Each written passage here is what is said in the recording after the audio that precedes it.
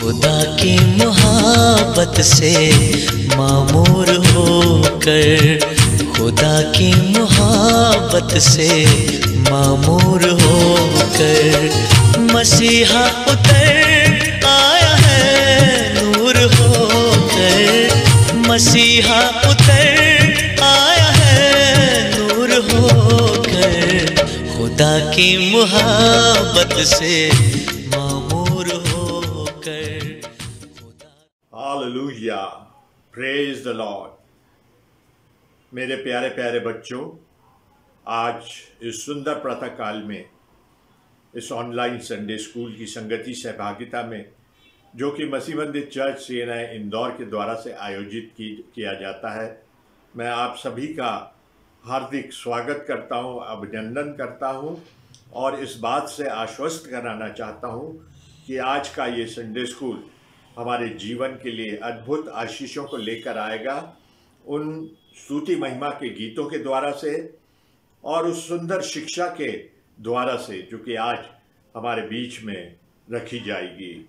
सो आइए बच्चों, हम एक प्रार्थना के द्वारा से इस संगति सहभागिता को प्रारंभ करते हैं। आइए हम प्रार्थना करेंगे। Thank you Jesus. धन्यवाद प्यारे पिता परमेश्वर, आज के सुंदर पवित्र दिन को दिखाने के लिए, और पिता परमेश्वर आपकी सामर्थ के लिए जो कि प्यारे पिता परमेश्वर प्रत्येक बालक के जीवन में कार्य करती है और उन्हें उनके विश्वास में बढ़ाती है।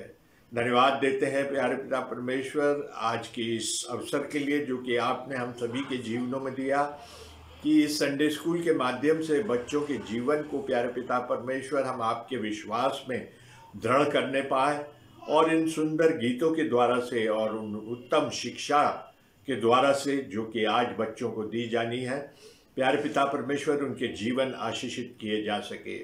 इस संडे स्कूल की आगे की कार्रवाई को आपके सामर्थ्य हाथों में सौंपते हैं। आपके अनुग्रह को, आपकी आशीष को और आपके प्यारे पिता परमेश्वर उस अद्भुत प्रेम को हम चाहते हैं जो कि आप इन बच्चों से करते हैं, क्योंकि आपने कहा है कि बालकों को मेरे पास आने दो, उन्हें मना मत करो, क्योंकि स्वर्ग का राज उन्हीं का है। सो प्यारे पिता परमेश्वर उस संगति सहभागिता को जो आपकी महिमा स्तुति की है उसे प्राप्त करने के लिए हम इस स्थल पर उपस्थित हुए हैं, इस ऑनलाइन संडे स्कूल की संगति सहभागिता में उपस्थित हुए हैं। हमें आशीषित कीजिए। थैंक यू जीसस, आमीन। प्यारे बच्चों, आज के इस सुंदर दिन में हम आज दो उत्तम शिक्षाओं को लेकर आपके मध्य उपस्थित हुए हैं। जी हाँ, दो कहानियों की प्रस्तुति आपके सामने दी जाएगी, और जो पहली कहानी है उसे लेकर आज हमारे बीच में आ रहे हैं आइवन जॉय भैया। हम उनके जीवन के लिए धन्यवाद देते हैं और उस अद्भुत परिश्रम के लिए जो उन्होंने इस कहानी को हमारे लिए बनाने में, हमारे लिए प्रस्तुत करने में किया। मैं उन्हें हृदय से धन्यवाद देता हूँ।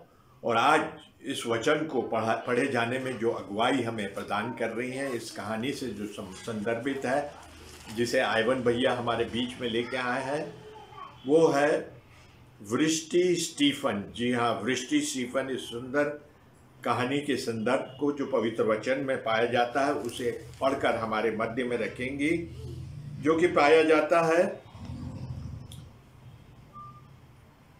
मत्ती रचित सुसमाचार उसका 5वां अध्याय 43 आयत से 44 आयत तक। जी हाँ, मत्ती रचित सुसमाचार उसका 5वां अध्याय 43 आयत से 44 आयत तक। सो लीजिए, वृष्टि स्टीफन इसे पढ़ने में हमारी अगुवाई करेंगी और उस सुंदर कहानी को एनिमेशन के माध्यम से प्रस्तुत करेंगे हमारे सामने आइवन जॉय भैया। तो आइए हम इस उत्तम मार्ग की शिक्षा में आपके सामने बढ़ते हैं। और जो दूसरी कहानी हमारे समक्ष प्रस्तुत की जा रही है वो एक एनिमेशन के माध्यम से है। जी हाँ, नेक सामरी की कहानी। नेक सामरी जो दयालु था, जो सबसे प्रेम करता था और अद्भुत रीति से अपने प्रेम को प्रकट करके लोगों की सहायता मदद करता था, उन्हें उनके जीवन को बचाता था। तो उसको भी हम एनिमेशन के माध्यम से देखेंगे। और उस प्रेम के संदर्भ में जो वचन पाया जाता है वो 1 कुरिन्थियों उसकी पहली आयत से लेके 14 आयत तक, 13वें अध्याय की, जी हाँ 13 अध्याय पहली आयत से 13वीं आयत तक। इसे पढ़ने में हमारी अगुवाई करेंगे केविन बेंजामिन। जी हाँ, केविन बेंजामिन हमें इसे पढ़ने में अगुवाई करेंगे। सो आइए इस उत्तम मार्ग की शिक्षा में हम आगे बढ़ते हैं। Praise the Lord. आज हम बाइबल में से पढ़ेंगे मत्ती 5:43-44। तुम सुन चुके हो कि कहा गया था, अपने पड़ोसियों से प्रेम रखना और अपने बैरी से बैर। परंतु मैं तुमसे यह कहता हूँ कि अपने बैरियों से प्रेम रखो और अपने सताने वालों के लिए प्रार्थना करो। परमेश्वर अपने वचन के पढ़े और सुने जाने पर आशीष दे। आमीन। हेलो बच्चों, प्रेज द लॉर्ड। कैसे हो आप लोग सब? आज बहुत खुशी की बात है कि अपन फिर ऑनलाइन संडे स्कूल में मिल रहे हैं, है ना? और किस लिए मिल रहे हैं? कुछ सीखने के लिए और कुछ जो पिछला था उसे रिपीट करके याद करने के लिए। अच्छा, एक बात बताओ, किस किस को वो स्टोरी याद है? एक छोटी बच्ची, एक सेनापति, यर्दन नदी? ना ना ना, सब कुछ नहीं बताऊंगा। चलिए अपन देखते हैं। एक छोटी सी बच्ची ने परमेश्वर के लिए एक छोटा सा काम करा था, उसके ऊपर एक स्टोरी। उसके बाद अपन इसी पर ही एक्शन सॉन्ग करेंगे। ओके, चलिए स्टोरी देखते हैं। आज जो हम स्टोरी देखने वाले हैं उसका हीरो यही है। इनका नाम नामान। यह अराम के राज्य का शूरवीर सेनापति था। सेनापति का मतलब अपने सैनिकों को लेकर पास के राज्य में जाकर डिशुम डिशुम डिशुम डिशुम डिशुम डिशुम डिशुम डिशुम ऐसा लड़ाई करके वहाँ के लोगों को गुलाम बना के ले आते थे। और सिर्फ यही नहीं, उस राज्य के सोना, चांदी और सारे मुख्य चीजों को भी वो लेकर आते थे। वो एक बहुत ही शूरवीर सेनापति थे। उस देश के राजा को भी उन्हें बहुत पसंद करता था। लेकिन एक दिन उनके शरीर में सफेद सफेद और छोटे छोटे दाग आने लगे। उसका नाम था कोढ़। उस बीमारी को ठीक करने के लिए उस राज्य में दवाई नहीं थे। किसी डॉक्टर भी उसे चंगा नहीं कर सकते और ठीक भी नहीं कर सकते। उनका मुख पूरा सूख गया, बहुत दुखी हो गए। लेकिन नामान के घर में एक छोटी सी लड़की, सुंदर सी लड़की, प्यारी सी लड़की थी। वह नामान के घर में कैसे पहुंची, आपको जानना है फ्रेंड्स? एक बार नामान अपने सैनिकों के साथ इजराइल के राज्य में गए और वहां जाकर जब वे डिशुम डिशुम कर रहे थे, वहां के बड़े बुजुर्गों को और छोटे छोटे बच्चों को अपने राज्य में गुलाम बनाकर ले आए। और उन्हीं बच्चों में एक बच्ची थी, एक छोटी सी बच्ची। ये बच्ची सुंदर सी सुशील बच्ची, और ये छोटी बच्ची अपने माँ बाप से अलग हो गई। उनके पसंद के खाना भी उन्हें मिलेगा कि नहीं पता नहीं। और इस लड़की को नामान ने अपने घर के कामों के लिए रख लिए। फ्रेंड्स, अगर किसी ने हमें मारा तो, या फिर हमें किसी ने अगर गुलाम बना लिया तो वो हमारे फ्रेंड्स नहीं होते हैं ना, हमारे एनिमी ही होते हैं ना। लेकिन अपने एनिमी और शत्रु यजमान नामान को इस छोटी सी बच्ची ने मदद की। फ्रेंड्स, क्या मदद की हम देखें क्या? उस छोटी सी बच्ची ने अपने यजमान नामान की पत्नी के पास जाकर ये कहा कि हमारे राज्य इस्राएल में एलिशा दादाजी हैं। वह यीशु के आज्ञाकारी है, बहुत अच्छे दादाजी हैं। उस दादा के पास जाएंगे तो ये कोढ़ रोग जरूर ठीक हो जाएगा, वो जरूर अच्छे हो जाएंगे। प्यारे बच्चों, एक और सुंदर कहानी को लेकर हम आ रहे हैं। ये दृष्टांत प्रभु यीशु मसीह के द्वारा से दिया गया था। उस प्रश्न के उत्तर में जो कि एक व्यवस्थापक ने प्रभु यीशु मसीह से पूछा था कि अनंत जीवन को पाने के लिए, हे पिता, हे उत्तम गुरु, बता मैं क्या करूं?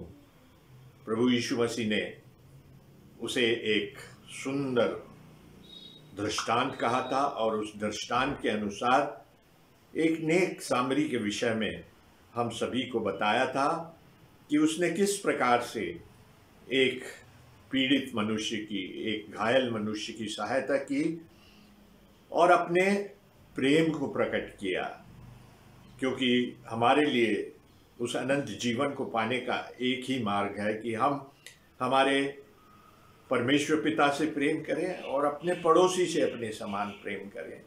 और ये व्यक्ति जो आवश्यकता में था, जो पीड़ित था, दुखित था, जो घायल था, वो हमारा पड़ोसी था और उस नेक सामरी ने किस प्रकार से उसकी सहायता की, हम इसे आज एक एनिमेशन के माध्यम से देखेंगे और एक सुंदर गीत भी उस संदर्भ में हम सुनेंगे। तो आइए हम उत्तम मार्ग की शिक्षा में आगे बढ़ते हैं और इसका जो संदर्भ पवित्र वचन में पाया जाता है वो पाया जाता है लूका रचित सुसमाचार उसका 10वां अध्याय 25 से 37 आयत में।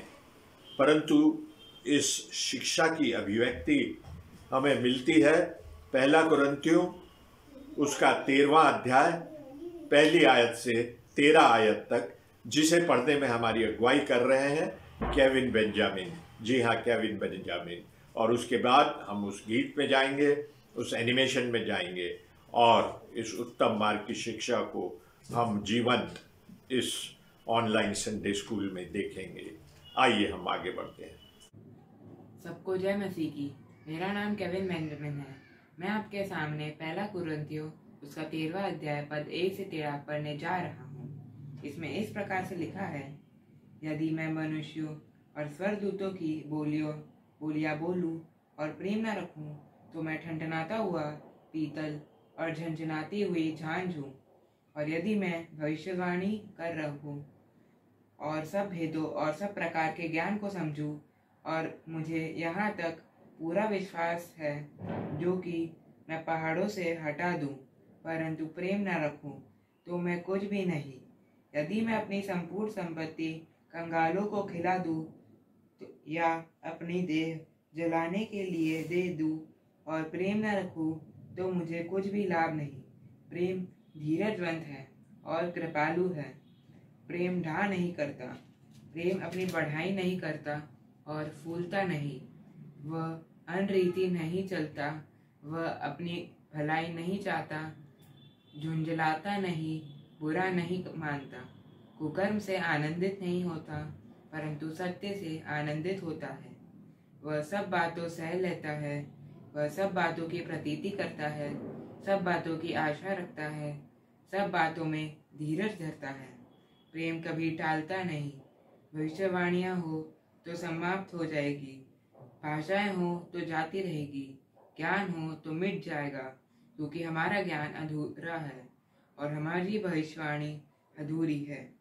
परंतु जब सर्वसिद्ध आएगा तो अधूरा मिट जाएगा।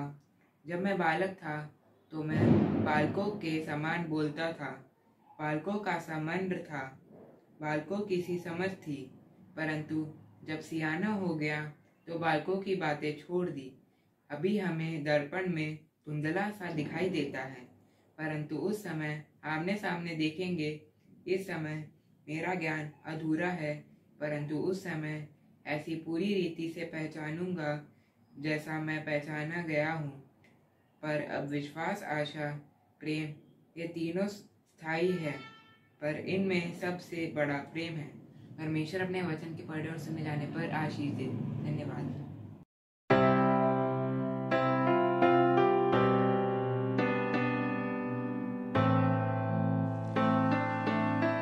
किसी दिन एक शास्त्री आया और ईसा की परीक्षा करने के लिए उसने यह पूछा, गुरुवर, आनंद जीवन का अधिकारी होने के लिए मुझे क्या करना चाहिए? ईसा ने उससे कहा, संहिता में क्या लिखा है, तुम उसमें क्या पढ़ते हो?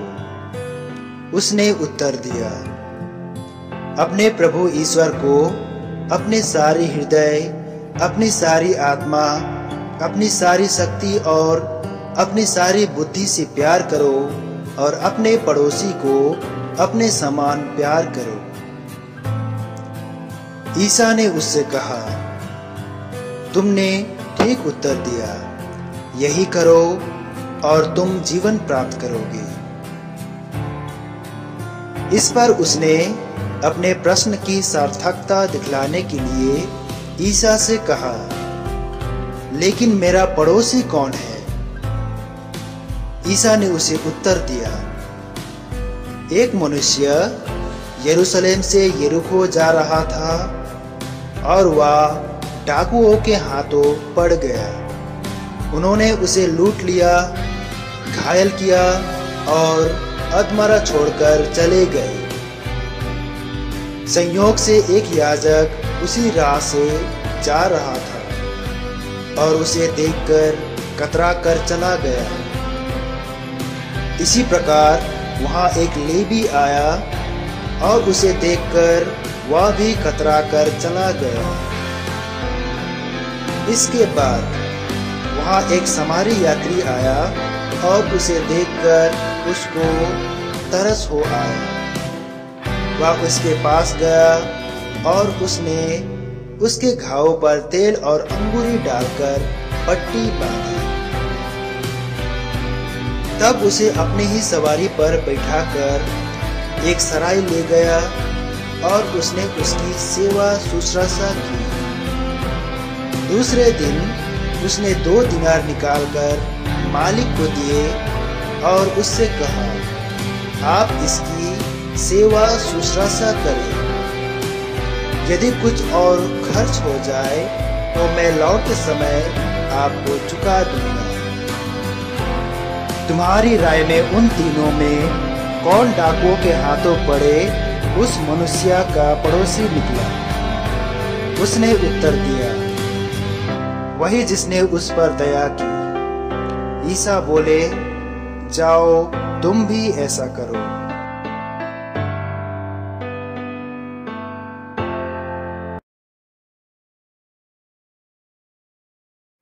प्यारे बच्चों, आपने इन सुंदर कहानियों को देखा और मेरा निवेदन है कि इन कहानियों की शिक्षाओं को आप अपने जीवन में ग्रहण करना और न केवल ग्रहण करना परंतु उनका अनुसरण भी आप अपने जीवन में सदैव करते रहना।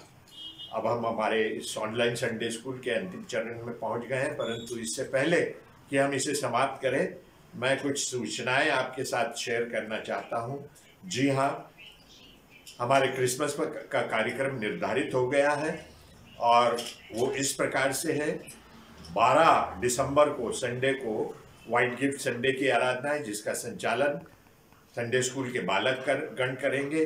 फिर शनिवार को 18 दिसंबर को हमारा प्राइज डिस्ट्रीब्यूशन और क्रिसमस ट्री प्रोग्राम है, जो कि मसीह कन्या विद्यालय में शाम को 6 बजे रखा गया है। तो इन बातों को ध्यान देंगे। और 28 नवंबर को, जी हाँ 28 नवंबर को हमारी संडे स्कूल की परीक्षा है, रविवार को ठीक 12 बजे। तो इसकी तैयारी भी आप कीजिएगा और इसकी जानकारी हम आपको इस व्हाट्सएप ग्रुप में भेजेंगे विस्तृत रूप से कि इस एग्ज़ाम किस प्रकार से लिया जाएगा। सो आइए बच्चों, हम एक छोटी सी प्रार्थना के द्वारा से इस संडे स्कूल को समाप्त करेंगे। और एक और सूचना मैं देना चाहता हूं कि अगले सप्ताह का संडे स्कूल, अगले संडे जो संडे स्कूल होगा वो जूम पर होगा, जिसको कि रेचल पवार दीदी ऑर्गेनाइज करेंगी, उसका संचालन करेंगी। तो बच्चों, हम एक प्रार्थना के द्वारा से इस संडे स्कूल को समाप्त करेंगे। Thank you. Hey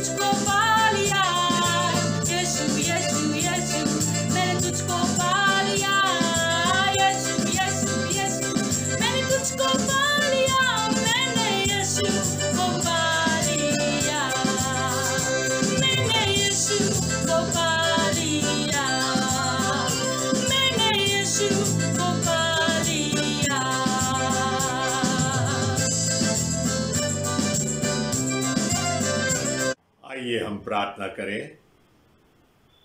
हे हमारे पिता, तू जो स्वर्ग में है, तेरा नाम पवित्र माना जाए, तेरा राज्य आए, तेरी इच्छा जैसे स्वर्ग में पूरी होती है वैसे इस पृथ्वी पर भी पूरी हो।